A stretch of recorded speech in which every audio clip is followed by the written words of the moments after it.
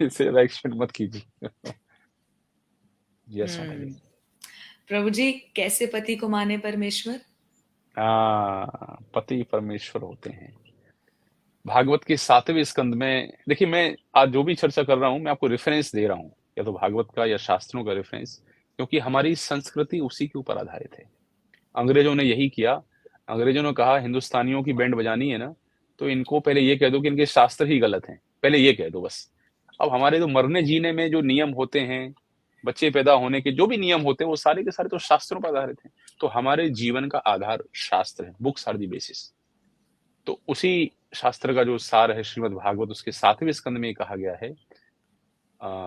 7वें स्कंद में आश्रम अलग अलग, ब्रह्मचारी के क्या लक्षण हैं, क्या कर्तव्य हैं, गृहस्थ के क्या लक्षण हैं।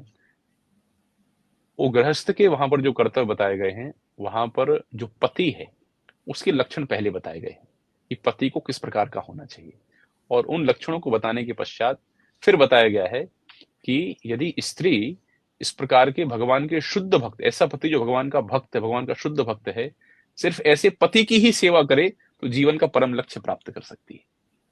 और ये स्त्रियों का सतीत्व कहलाता है। और सतीत्व में वो शक्ति है। शास्त्र में इसकी कथा आती है कि जैसे माता सावित्री की कथा आती है। एक और स्त्री हुई जिनके पति को रोग था, और किसी कारणवश उनको एक साधु उनको श्राप दे दिया कि सुबह आपके पति की मृत्यु हो जाएगी। तो सती स्त्री ने संकल्प लिया कि यदि मेरा सतीत्व व्रत पक्का है तो कल का सूरज उगेगा ही नहीं। तो वास्तव में सूर्य का उदय रुक गया। ऐसे एक कथा शास्त्र पुराण में आती है। तो ये सतीत्व की शक्ति है।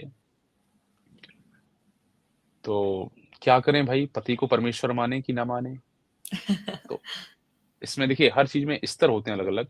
यदि पहले स्तर की हम बात करें, पहला स्तर ये है कि पुरुष भगवान का भक्त हो, सारे दिव्य गुणों से युक्त हो, और स्त्री ऐसे पुरुष की सेवा करे, तो निश्चित रूप से उसका कल्याण है। इसको अन्यथा मत लीजिए कि स्त्रियों का ये दोहन है, स्त्रियों का ये शोषण है। ऐसी बात बिल्कुल नहीं है। यत्र नारेस्तु पूज्यन्ते रमन्ते तत्र देवता। स्त्रियों के बहुत सम्मान की बात शास्त्रों में कही गई है।